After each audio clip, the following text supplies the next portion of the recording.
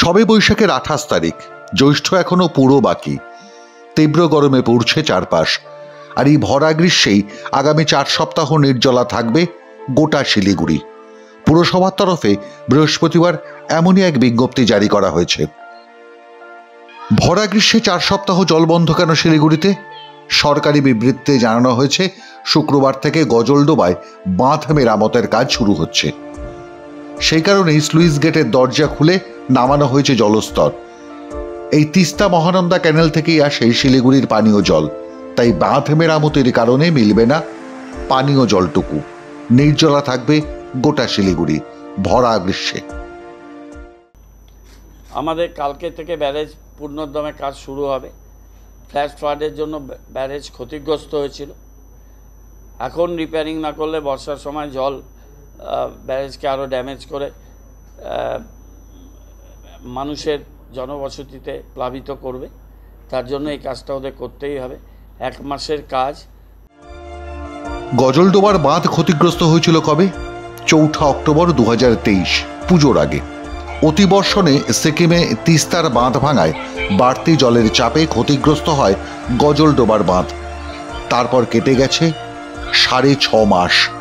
এতদিন কি ঘুমিয়েছিলেন মেয়র? প্রশ্ন তুলেছেন বিরোধী কাউন্সিলররা।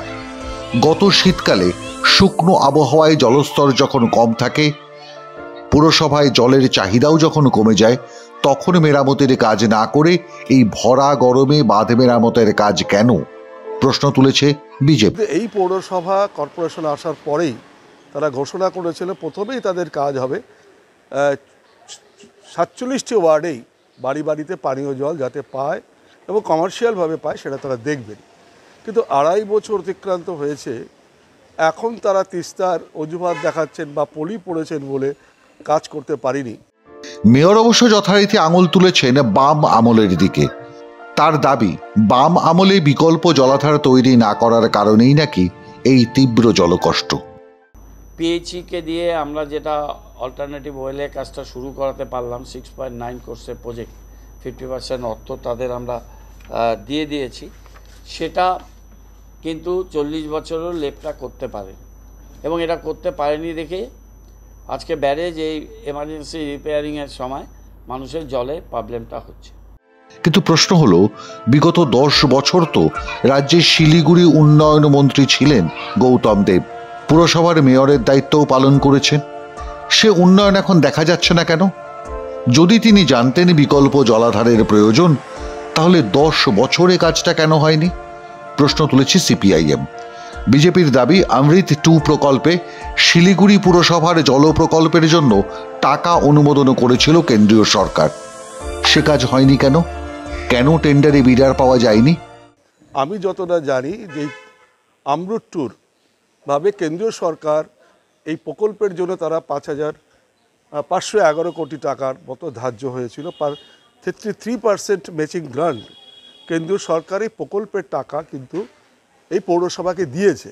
তাও সেটা 1 বছর হয়েছে, কিন্তু 1 বছর আগে দিয়েছে। তার আগেই কিন্তু তারা একটা নিজস্ব উদ্যোগে কাজ করার কথা। রাজ্য সরকারের ম্যাচিং গ্রান্টও 5% পৌরসভারও কিছু আছে, কিন্তু তারা এই কটা নিয়ে করেনি। ফলে এখন যখন জল পাচ্ছে না মানুষ, প্রতিটি যারা এখন জলের জন্য কষ্টে আছে, তখন তারা একটু তিস্তার প্রকল্পের কথা বলছেন, অন্য তিস্তার পলিতে পড়েছেন বলছেন। আসলে রাজ্যের মুখ্যমন্ত্রী যেমন চলেন, উত্তরবঙ্গের মুখ্যমন্ত্রী বলে নিজেকে দাবি করা গৌতম দেব ঠিক তেমনই চলেন। সবটাই পরিকল্পনাবিহীন। ফলে যা হওয়ার তাই হচ্ছে। বিজেপির দাবি, মেয়রের অপদার্থতার কারণেই শিলিগুড়ির মানুষের এমন হেনস্থা।